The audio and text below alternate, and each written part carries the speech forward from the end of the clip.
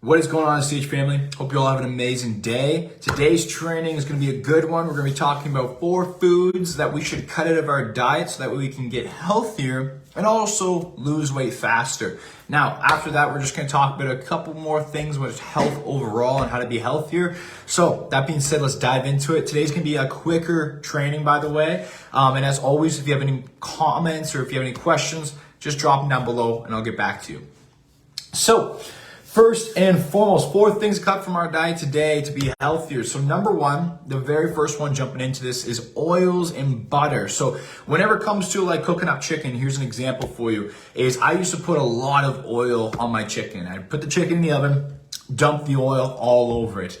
And one thing I came to realization is that when I stopped using oil, when I stopped using butter, and I just put a little bit of water in, so like on the pan when you're putting in the oven, put a little bit of water in, that was fine itself. So I didn't actually need to add in the butter or the oil. And that saves me a ton of calories when it comes to trying to lose weight or whatever it may be. So just a quick side note, like I've been also on a recent weight loss journey or a shred journey we could call it, where I'm dropping body fat.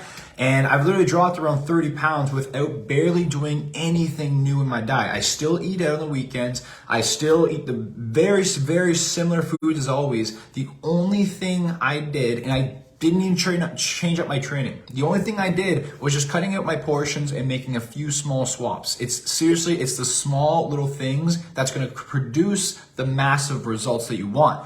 So one of those things I did was cutting out the excess oil and butter in my diet. So number 1 is oil when it comes to cooking up chicken, whatever it may be. I completely cut out oils in the first place. I don't use any seed oils, nothing like that. If anything, I use real butter, and I put a little bit in my steak and a little bit on my eggs just for the frying pan so they can cook well. That's it, okay? So that's the first thing that we can do, is minimizing our consumption and our use of oils and butter and things like that when we're cooking on the frying pan, cooking in the oven, or whatever it may be, okay? You'll find when you cut it out, especially like, again, with your chicken stuff, you're not really gonna notice a huge difference whatsoever. And you can always just use, spices, herbs, and all that to make sure it's still flavorful and really good as well, okay? So that's number 1.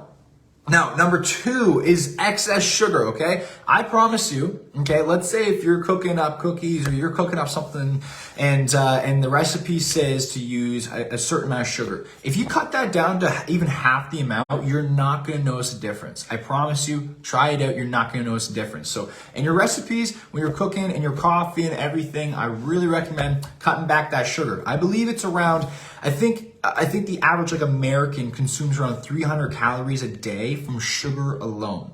Okay, so cutting out the sugary drinks is going to be a huge one. Red Bulls, Monster Energy, stuff like that. Cutting that out is going to help you tremendously.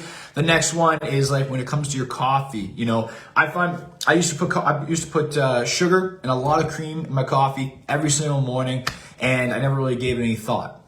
Then my girlfriend, she talked about she actually doesn't use any sugar at all. So I just tried it out and I didn't notice any difference whatsoever in my coffee. I still have cream in my coffee, but I don't use sugar in it anymore. And yeah, after I don't really notice a difference. And if you do notice a difference, and I promise you, like if you just keep doing it, eventually it's gonna be like nothing. So that's the next thing though, is cutting out excess sugar, okay? Because that actually accounts for so many calories. And also sugar is just not healthy for us, okay? It's not good at all. So if you want to reduce that inflammation, want to get healthier overall and cut out some calories as well, cut back on the sugar, okay? So another thing also, just a side note, you can use stevia, okay, or stevia, I believe. So you could also replace it with that and just use a little bit of that too if you really needed to, okay? And I also have a training as well. Comment down below if you want access to it. I have a training as well on how we can cut out sugar cravings, cut out sugar out of our lives in general as well. So if you want that, comment down below and I'll tag you in it, okay? So the next one, number 3, is drinks other than water. Okay, so this goes back to kind of like the 80-20 rule. I would say 90% and plus of the time, you should just be drinking water. The 10% of the time is, of course, special occasions, the weekend, if you like to have a drink or whatever it may be, like have that, live your life, enjoy your lifestyle, but stick to water as much of the time. Most people do not get enough water in. And did you know, a little side fact, is that if you don't drink enough water, when you're dehydrated, your body, your brain, and everything, it will tell you that you're actually hungry rather than thirsty, because you'll still get a lot of water and everything from your food. Okay, so it'll automatically tell you that you're hungry, so you might get hungry when you're not actually hungry. It's just your brain tricking you because you're dehydrated. Okay, so the average woman should be getting around 92 ounces a day of water. So we got to get more water in, and that's going to help us keep full longer as well, which is a side effect. Helps us lose or helps us eat helps us eat less food, which another side effect will help you lose weight. Okay, so get more water in and cut out like the sugary drinks, milk, stuff like that. If you're really working on losing weight, put it to the side or at least limit it down. Try to drink water 90% of the time. Okay, just keep that in your mind. Now, the next thing here, number 4, see we're flying through it today. Number 4 is snacks and treats. Okay, so granola bars. I know when I was living at home, we always had snacks in the cupboards. We always, oh, there we go. So that's the next one, is cutting out the snacks, cutting out the treats and stuff like that, because if you really want it, just go to the store and grab it. And that's going to help you tremendously, because it's like if you're hanging around the house, you're bored, walk by the cupboard, you're going to grab a snack, okay? If you're heading out the door, whatever it may be, you're going to grab the granola bars and whatnot. So the best bet is just to try not to keep them in the house, okay? Try instead to keep fruit on the counter, okay? Make it easy for yourself to grab them and get into that healthy habit, okay? So one of the best things, again, leaving the fruit right in the counter. And if you do have snacks for your kids and everything, hide them back in the drawers. Make it actually hard for you to access them, because we're such programmed people, and we live in our habits that we're living in our subconscious mind. So oftentimes we're not even thinking about it, and we'll just grab it and eat it. And it's like, oh crap, what am I thinking? I totally forgot that this is, I'm not trying to have these right now. So that's going to help you a ton as well, cutting out those little snacks, because one granola bar could be over 200 plus calories. And if you can cut that out, you need about 500 calories a day to cut out to lose 1 pound a week. So you're getting there. So that is 4 things so that we can cut out of our diets today to be healthier and to lose weight faster. Okay, so next thing for overall health, I just want to cover a few points with your cholesterol levels when it comes to trying to, lower down your cholesterol levels. One of the biggest things here is cutting out the unhealthy fats, okay? Where do unhealthy fats come from most of the time? Trans fats, okay? So trans fats is the main thing let's focus on right now. And where do trans fats come from? Processed foods, deep fried foods, all sorts of foods like that, packaged foods, stuff like that. That's the stuff that we want to be our 10 to 20% of time that we're going to eat, okay? If we can eliminate that as much as possible, switch to whole foods, potatoes, rice, things like that come from the ground and whatnot, that's going to help tremendously with your cholesterol, okay? I promise you, and I talk about this all the time, is that the typical person usually eats around 7 to 8 different kind of foods and meals and just kind of switches around. At my house growing up, it was always, let's see here, tuna casserole, okay? It was a different kind of a seafood mixed casserole, and shepherd's pie was a huge one, and then just your typical meat and potatoes, turkey, chicken, stuff like that. That was the same foods, but we ate those all the time, and we just switched them around growing up. Okay, so if you just make a few little swaps in the foods that you typically eat, and you try to work on eating processed foods and unhealthy foods, deep fried foods, only 20% of the time, that can cause some dramatic changes, okay? But in order to get there, we need to practice our delayed gratification. I understand that food is so good, okay? It's delicious, okay? Going to Dairy Queen is much easier than going home to cook food, and you're thinking well, I'm getting chicken strips, so it's probably good because high protein, right?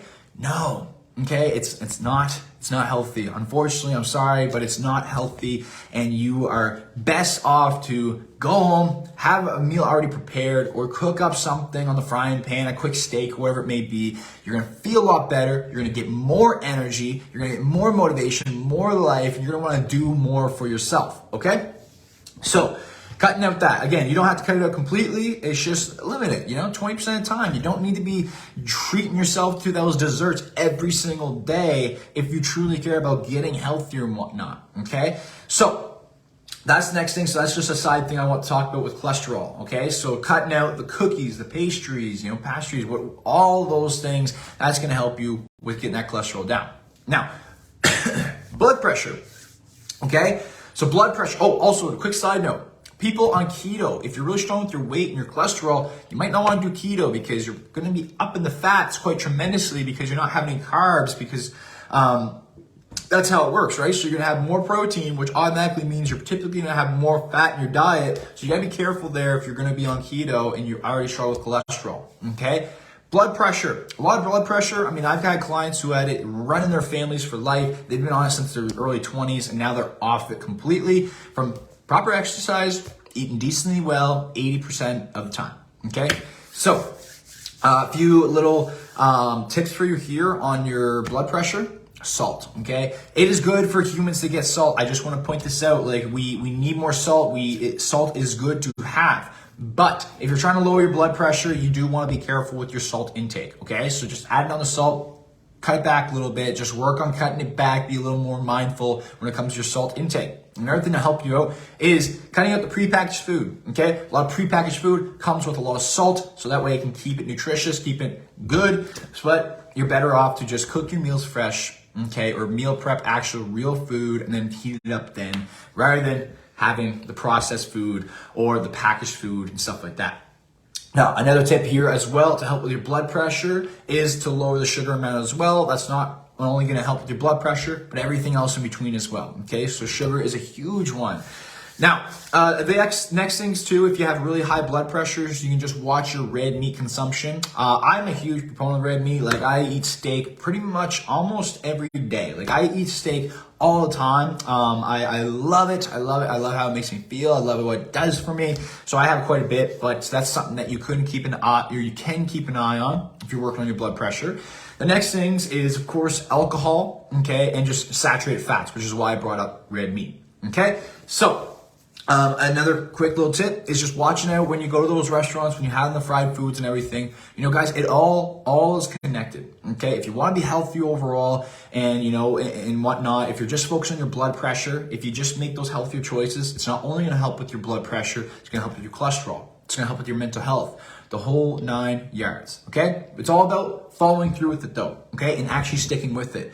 You know, the problem that we have is that we might have these intentions to do that. We might do it for a week. We might do it for 2 weeks, but eventually we forget about it, or we always just climb ourselves or crawl right back to our old habits. So that's why it's important that you write your goals down. You stick with it every day. You're being mindful of it and working on it consistently so you can actually see a real change, because we are creatures of habit. So if we don't change our internal habits and the way we think and feel about ourselves, then we'll never actually truly change, because we'll always get dragged back to square one over and over again.